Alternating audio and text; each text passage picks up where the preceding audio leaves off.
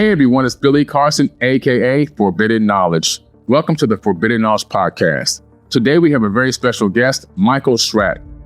Michael Schratt is a distinguished private pilot and renowned military aerospace historian. He has captivated audiences worldwide with his compelling lectures on the enigmatic world of mystery aircraft and the classified propulsion systems hidden within the shadowy depths of the military-industrial complex. As a featured speaker at the prestigious Okosh Air Venture events in 2006 and 2007, the world's largest air show, Michael's expertise and insights have earned him a reputation as a trusted voice in uncovering the secrets of advanced aerospace technology. Over the years, Michael has forged invaluable connections with individuals directly involved in classified black budget programs, including former U.S. Air Force pilots, retired Navy personnel, and aerospace engineers with top secret, sensitive compartmented information clearances. These firsthand accounts have fueled his mission to shed light on government mismanagement, fraud, and the misuse of resources. Driven by a commitment to transparency and accountability, Michael dedicates countless hours to meticulously researching aerospace technical documents, conducting in-depth interviews, and delving into the archives of leading universities. He passionately believes that it's every citizen's constitutional duty to question authority, demand transparency, and hold special access programs, often hidden from congressional oversight and public awareness, accountable to the people. Michael Schratt's unwavering dedication to uncovering the truth makes him a poignant figure in the fight for government accountability and disclosure of advanced aerospace technologies. Welcome to the show, Michael Schratt. I cannot fit in the boxes. Stop it. Quitting was never an option. Exhausted. This passion is never exhausted. And you cannot stop it.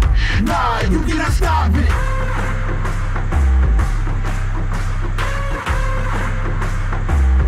Quitting was never an option.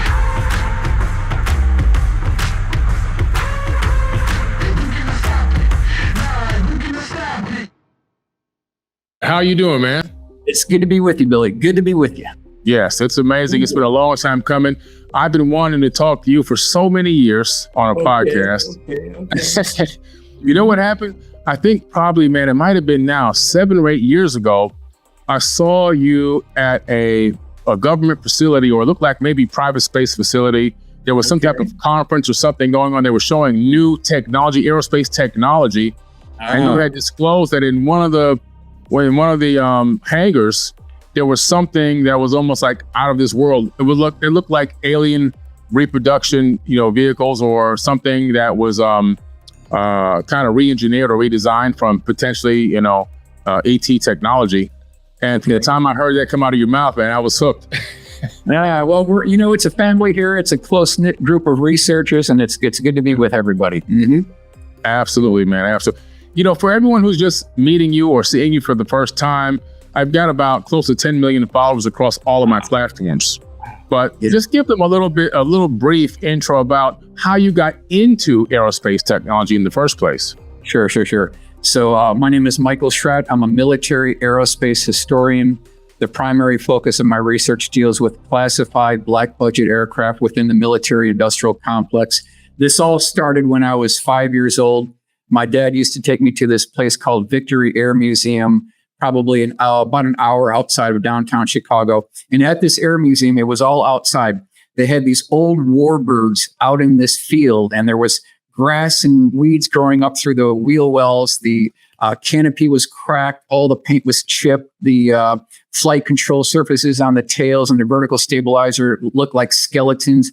And these old warbirds were just sitting out there, and it had this ghostly appeal. That was what really sparked my interest in aviation. And then living about 2.5 hours, by car to Oshkosh, Wisconsin, which is the largest air show in the world. I'd go there for 27 years straight. And, that just continued my aerospace research.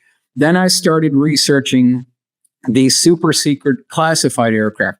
Things that are built by the defense contractors at Air Force Plant 42, engineering, pilots, engineers, people who worked on the programs. I started interviewing those and then started piecing this whole story together and then commissioning full, detailed, refined drawings and using those as a guide or template to do a 3-color photorealistic rendering to preserve our national history. That's how all this got started. Wow. Amazing. Wow. And so based on your research, do you think that aerospace contractors are involved in reverse engineering any UFO technology? Well, that's kind of the $64 million question, right? How do we prove that? And the way that I think goes a long way to getting to some of the answers is what we'll be covering tonight. It's the preponderance of evidence that the firsthand military witnesses are telling us. People that held the bodies, people that loaded these craft onto 18-wheeler, tractor-trailer, lowboy trucks and shipped them to Wright-Patterson Air Force Base. People that were pathologists, people who worked on X-ray technician reports. What they're telling us as a full body of witnesses, they're telling us that craft have been retrieved, they've reversed in the technology, they have built quote-unquote replicas based on the original, and that's what we want to talk about tonight. Beautiful, beautiful. So, hey, man, without further ado, let's get to it because, you have a lot to share. So let's share some of this compelling evidence that you have. Okay. Yeah. So the title of this lecture is called Retrievals of the Third Kind, Cosmic Crashes, Corpses, and Cover-Ups. And what this is, it is an homage to Leonard Stringfield. That's essentially what this is all about here. And I want to make sure that we're advancing okay. So we're advancing to the next slide, okay? Yes. Okay, good. Okay, so UFO crash retrievals, the ultimate holy grail of UFO research. Now, why do we call it the ultimate holy grail of UFO research? If you think about it, it's actually easy because it is the UFO crash retrievals, which will be the vehicle that facilitates disclosure. This is what's going to do it because we have the bodies, we have the debris, and we have the craft all wrapped up into the UFO crash retrievals. And here's where we're standing right now in 2024. At this late part of the game here in 2024, it is really, Billy, the final curtain call on UFO crash retrievals. This is the final curtain call because we are timing out all the legacy witnesses. There are no longer any 509th Bomb Group witnesses anymore from Roswell Army Airfield. They're all gone. And you can see what the government is trying to do is they're trying to make anything prior to 2006 disappear. And then the recent UAP legislation disclosure acts, those things have been axed by the defense contractors. So they're trying to kick the can down the road and they're trying to time out the legacy witnesses. But we won't do that because as a group and united coalition of researchers, it is, really it's the heart of a crusader. That's the strongest thing. I don't know if they counted on that, but we won't let them get away with it. That's the bottom line. Let's continue on here. A couple of quick announcements. The content of each case highlighted in this presentation has remained intact for the description of the original source. The identity of first-hand sources will be protected per Leonard Stringfield's original agreement with his military contacts. Number 3, the visual aids used in this presentation are computer-generated forensic composite illustrations and sketches, which originated from the specific details provided by Leonard's sources. Now, here is where he got all his information here.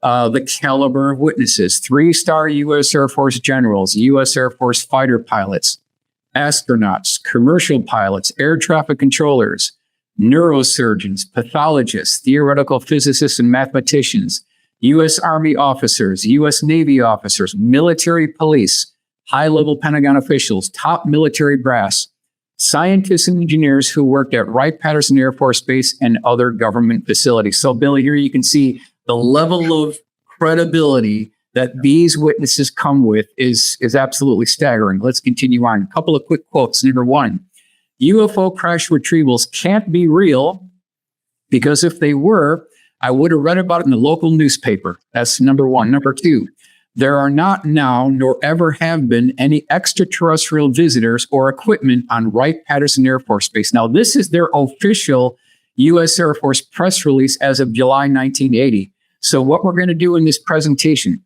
is we are going to take Leonard Stringfield's combined united voice of firsthand military witnesses, and we're going to go up against the United States Air Force, and we're going to see who comes out on top here. Now, This is the man of the hour. This is UFO crash retrieval expert Leonard Stringfield. I want to introduce everyone to Leonard Stringfield. He was the gentleman who coined the term UFO crash retrieval. And over this 30-year time period, he collected dozens and dozens of these military witnesses. They had come to him because he promised to keep their names under wraps. And he did all the way till he passed away. And so they felt safe coming to Leonard with their stories. Now we're talking about people who loaded these craft onto tractor trailers and shipped them to Wright Field, Dayton, Ohio, later to become Wright-Patterson Air Force Base. People who were autopsying these, medical doctors, pathologists. Those are the type of people that came to Leonard. So we want to talk a little bit about his bio here. Leonard Stringfield was born 1920. He grew up in Cincinnati, Ohio. By the time he graduated from high school in 1939, he had all